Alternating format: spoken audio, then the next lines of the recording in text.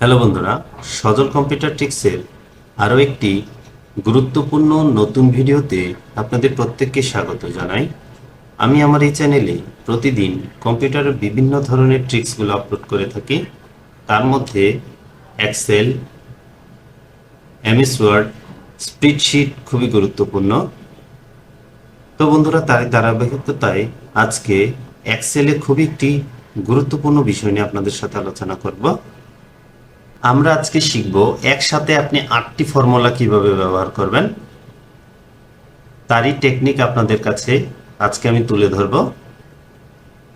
তো বন্ধুরা, ভিডিওটি শুরু করার পূর্বে আপনাদের কাছে আমার অনুরোধ থাকবে, আপনারা যদি আমার চ্যানেলে নতুন হয়ে থাকেন অবশ্যই চ্যানেলটিকে সাবস্ক্রাইব করে রাখবেন এবং বেল বাটনটি অন করে রাখবেন, যাতে করে পরবর্তী ভিডিওগুলো আপনারা খুব দ্রুত পেয়ে যান। আর যারা যারা আমার চ্যানেলটিকে সাবস্ক্রাইব করে রেখেছেন আপনাদেরকে অসংখ্য ধন্যবাদ।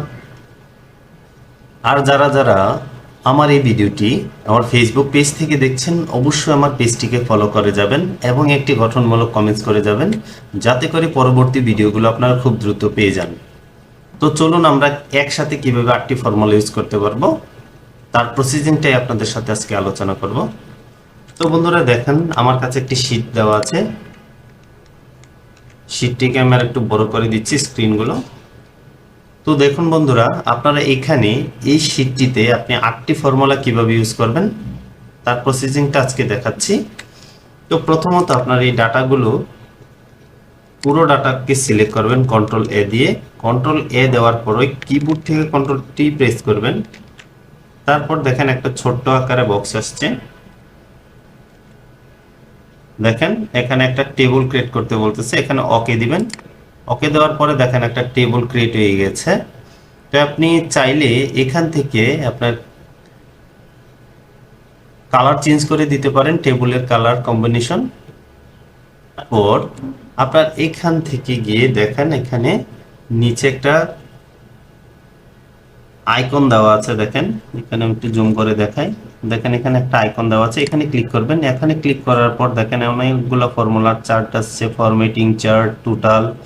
আপনি এখানে কি করবেন, টোটালে ক্লিক করবেন। টোটালে ক্লিক করার পর দেখেন এখানে সাম আছে, সামটাতে ক্লিক করে দিবেন। দেখুন ফর্মুলাটা বসে গেছে। তো ফর্মুলাটা বসে যাওয়ার পর এখান থেকে আপনি দেখেন এটা যেহেতু সিরিয়াল নাম্বার এটা আমার প্রয়োজন নেই। এই নেম, তারপরে ক্যাটাগরি, এগুলো আমার প্রয়োজন নেই। তো এইখানে দেখেন কোয়ালিটি দেওয়া আছে, তারপর এখানে আছে ইউনিট প্রাইস, তারপর দেওয়া আছে এখানে টোটাল সেল।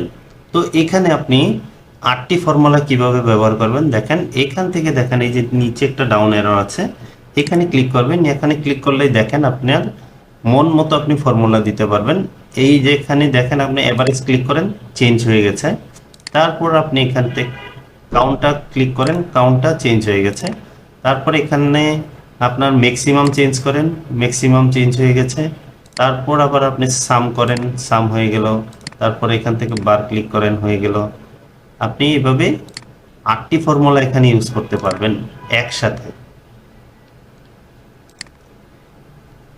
তো আশা করি বন্ধুরা আপনাদেরকে আমি 8টি ফর্মুলার যে টেকনিকটা আপনাদেরকে বোঝাতে পেরেছি। আপনারা যদি